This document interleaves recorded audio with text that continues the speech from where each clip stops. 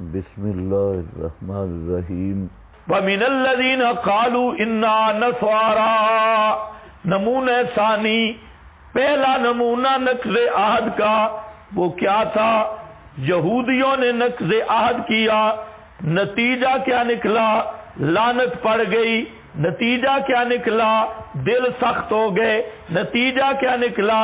یحرفون الکلم، محرف بن گئے۔ اصل کتاب، نتیجہ تعریف کا کیا نکلا کہ اصل کتاب سے ہی محروم ہو گئے۔ حظم مما ذکروا، ایک حصہ نصیحت سے محروم ہو گئے۔ اس پر قاسیتن پر حاشیہ ہے، بھائی کوئی حاشیہ رہنے لگے بتا دیا کرو۔ قاسیتن پر حاشیہ ہے، اس کا معنی ایک اما بے معنی ردیعہ، ردی بیکار،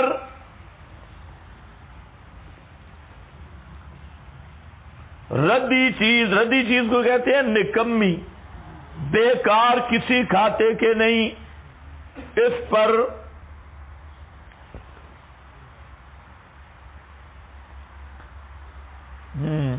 درہم کسیون، کھوٹا درہم،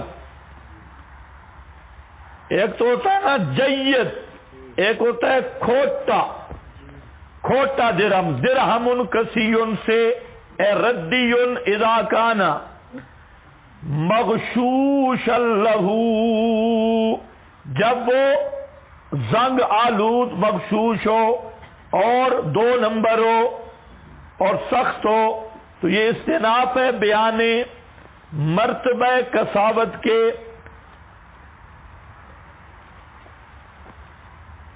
ہاں فَإِنَّهُ لَا مَرْتِبَةَ أَعْظَمَ مِمَّا يَصِحُّ الْإِفْتِرَاءُ عَلَى تَفْسِيرِ كَلَامِ اللَّهِ، اس کو یاد رکھنا ہے، اس سے بڑا مرتبہ کوئی نہیں کہ آدمی افتراء کی جرات کرے علی تغییر کلام اللہ، کلام اللہ کے تغییر اور بدل کرنے پر، والافتراء علیہ، اور اللہ تعالی پر افتراء کرے۔ تو سب سے قاسیہ قلوب، ردی قلوب، کھوٹے دل اور قسوت قلوب کا سب سے اعلیٰ فرد جس سے اوپر کوئی درجہ نہیں، وہ درجہ یہ ہے کہ آدمی اللہ کے کلام کو بدل دے، اس پہ جرات کرے۔ توجہ ہے آپ کی؟ یہ جو پیر ہیں آج کل کے، ان سے بڑا محرف کوئی ہے؟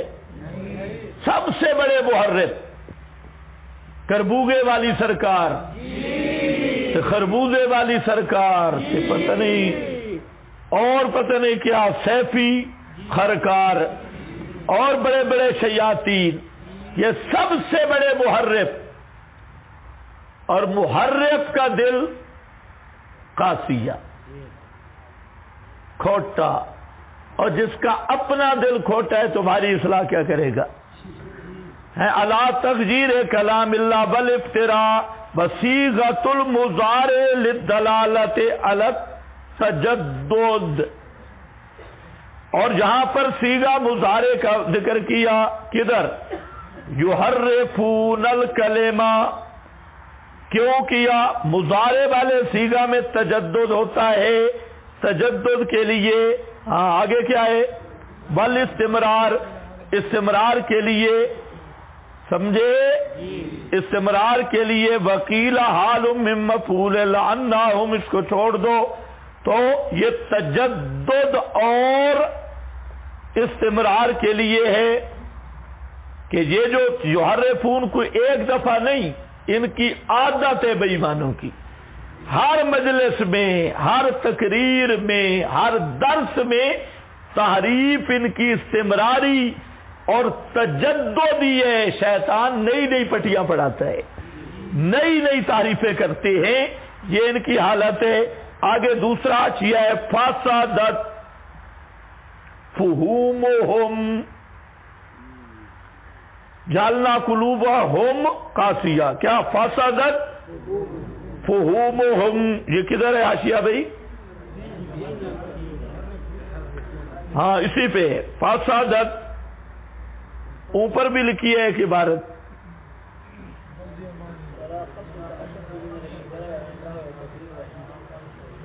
تغییر وحی کبیر ہے، کیا ہے؟ اچھا البحر المحیط کا حوالہ، نیچے بھی یہ دو حوالے آ گئے، نیچے ابو سعود کا ہے، اوپر البحر المحیط کا، کہ سب سے بڑی قسمت ہے اللہ کے کلام کو اور وحی کو بدلنا، اس میں تغییر اور تحریف یہ معمولی مسئلہ نہیں، اس کو لوگ معمولی سمجھتے ہیں، تحریف مستقل کفر ہے۔ اے فسادت فہوا فہومہم، ان کے فہم فاسد ہو گئے، اے زبردست معنی، قسمت قلوب کا معنی ان کے فہم کیا ہو گئے؟ فاسد۔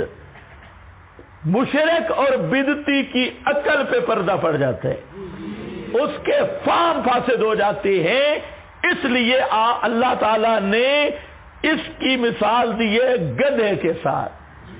گدھا بلادت اور بدفہمی کا شاہکار ہے، فرمایا یہ مولوی بھی کون ہے؟ کمثل الحمار یحمل اسفارا، یہ جتنے کتب خانے مکتبے ہیں یہ اس طرح سمجھو جیسے گدھے پہ اینٹیں لدی ہو، گدھا، اور وہ گدھا کیا ہے وہ سمجھتا نہیں، اس لیے جو بھی محرف بدعتی مشرک ہے اس کی فہم مردہ ہے، اور فہم بات سمجھنے کی صلاحیت ہی نہیں رکھتا، اس لیے ہم کہتے ہیں اوپر والی منزل ٹھیک نہیں۔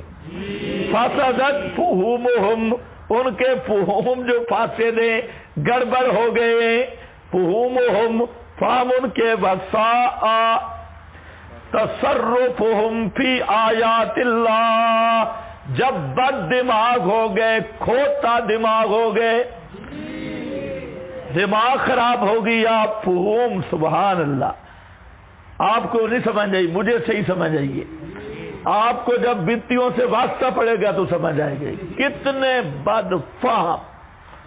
ہاں بھائی، فسادت وساء تصرف فی آیات اللہ، وتأولوا کتابہ علی غیر ما انزلہ، انہوں نے تعبیلیں کی اللہ کی کتاب کی، ایسے معنی کیے علی غیر ما انزلہ، جس پر اللہ نے نازل نہیں کیا تھا، مراد الہی کے خلاف انہوں نے معنی گھڑ لیے، وَحَمَلُوهُ عَلَى غَيْرِ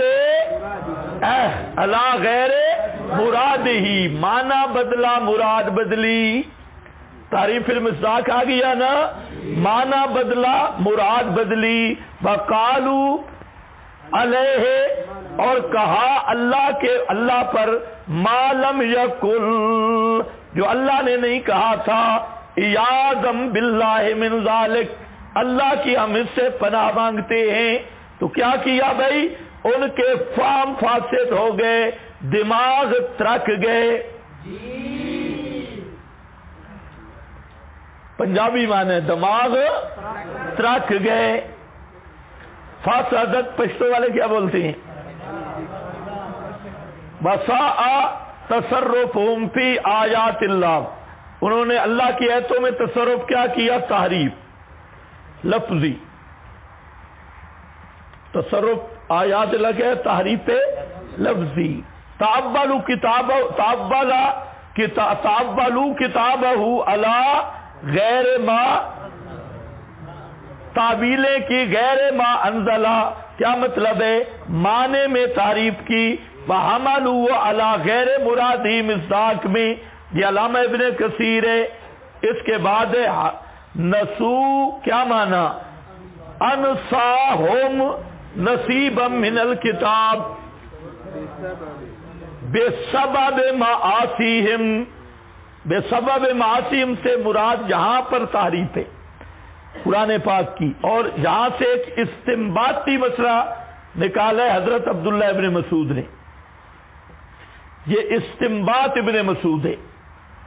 اصل یہاں آیت میں کیا ہے کہ جس حصے کی تحریف کی اس کو وہ ان سے متروک ہو گیا اور نسیم منسیہ ہو گیا، یہ ظاہر معنی ہے۔ اب ابن مسعود کہتے ہیں وَقَدْ يَنْسَى الْمَرْءُ بَعْضَ الْعِلْمِ بِالْمَعْصِيَّةِ بَطَلَ هَذِهِ الْآيَةِ۔ اب دیکھو میں آپ کو کہتا ہوں ایک بات سمجھو کہ ابن مسعود جہاں کیا کر رہے ہیں، استنباط، مدلول نہیں بتا رہے، استنباط کر رہے ہیں کہ ویسے بھی نسیان سے آدمی بھول جاتا ہے، لیکن جہاں نسوت ترکو کے معنی میں ہے، جس حصے کی تحریف کی وہ چلا گیا، تو ایک سبب نسیان کا معصیت بھی ہے، گناہ بھی ہے۔ ینسى المرء بعد العلم بالمعصیت بطلع هذه الآیہ، اس آیت کی تلاوت کی اور شاعر کہتا ہے شکوت الی بکی سوء حفظی فوم علی الی ترک المعاصی، یہ لمبے اشعار ہیں۔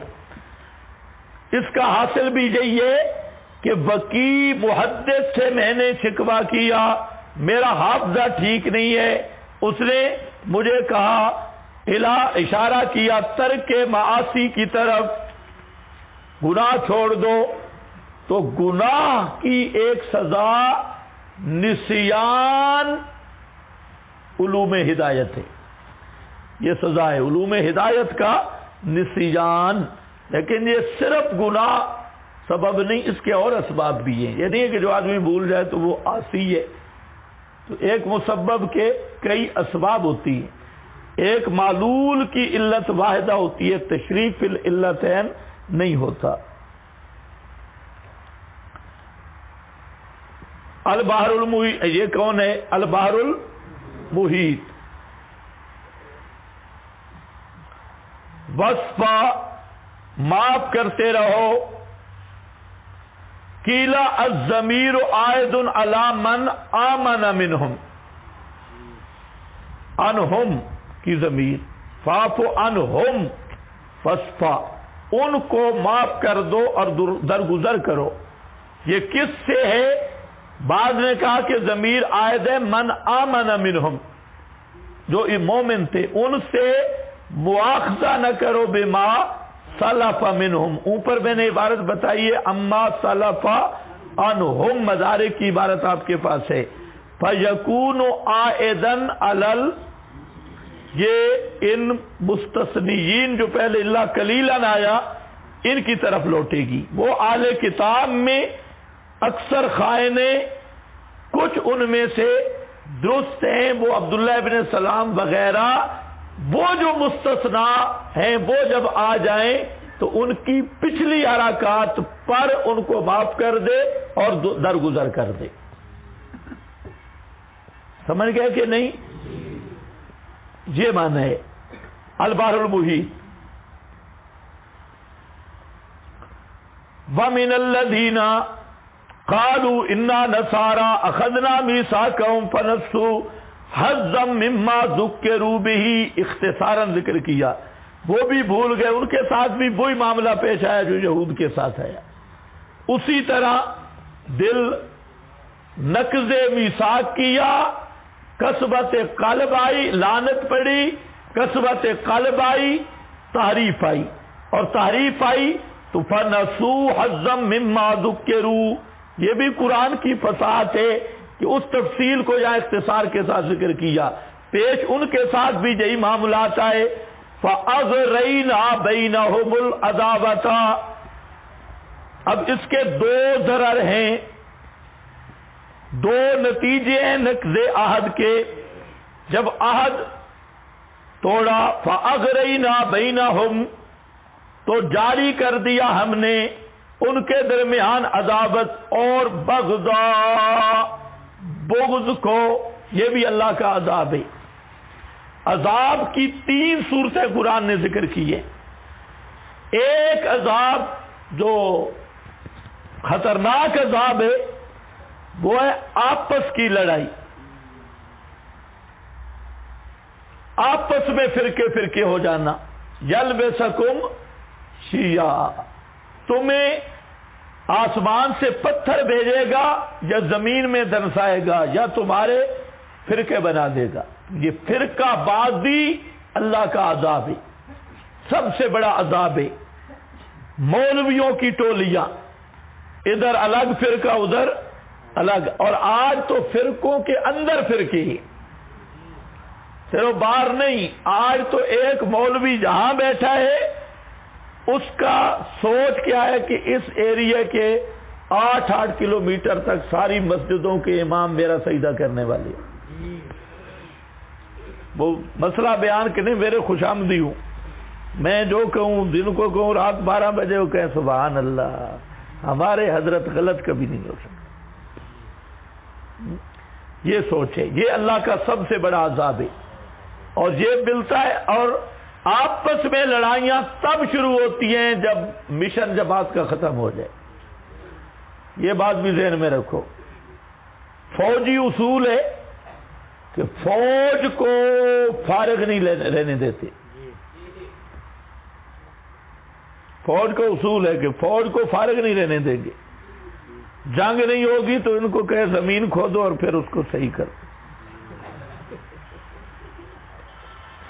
کیونکہ فوج اگر فارغ رہ جائے تو بغاوت کا خطرہ ہے، یہ آپس میں لڑیں گے۔ یہ ایسا مصروف ہو کہ صبح اٹھے فوجی شام تک لڑائی کہیں ہے نہیں، ان کو مصروف رکھنا فوج کی مجبوری ہے۔ ان کو کہ زمین کھودو، فلاں کرو فلاں کرو، مشقیں ہو رہی ہیں، ٹریننگ ہو رہی ہے۔ اور آپ کسی بڑے فوجی سے پوچھیں تو فوج میں آرام نہیں ہے، یہ پالیسی اچھی ہے۔ اور جب تک جماعت مشن پہ کام کرے تو افراد ایک دوسرے کی عزت کرتے ہیں، اور جب مشن محاذ پہ کام ختم ہو جائے تو پھر ہڈی پہ لڑنا شروع کر دیتی، گھر بیٹھ کے لڑتی۔ یہاں پر بھی یہی ہوا، عہد چھوڑ دیے، مشن ختم ہوا، اب کیا ہوا؟ اغرینا بینہم العداوۃ والبغضاء۔ اس امت نے بھی مشن چھوڑا تو ٹکڑوں ٹکڑوں میں بٹ گئی، ایک دوسرے کی بغاوت، ایک دوسرے کا حسد، عداوت اور بغضاء الی یوم القیامہ، یہ محاورتاً کہا گیا۔ جب تک ان کا وجود ہے ہمیشہ یہ آپس میں لڑتے رہیں گے، یہ لازمی نہیں کہ قیامت تک رہیں گے۔ یہ محاورہ کے طور پہ کہا جاتا ہے کہ اللہ تجھے قیامت تک قائم رکھے، یعنی مرد دم تک قائم رکھے، تو یہ ہمیشہ لڑتے رہیں گے جب تک یہ اسی چیز پر رہے جس کی وجہ سے ان کو بغاوت اور بغض اور عداوت ان میں چھوڑی گئی۔ فسوفا ضرر اخروی، ان قریب خبر دے گا ان کو اللہ بما کانوا یصنعون، جو یہ کرتے تھے، یا جو یعنی قیامت کے دن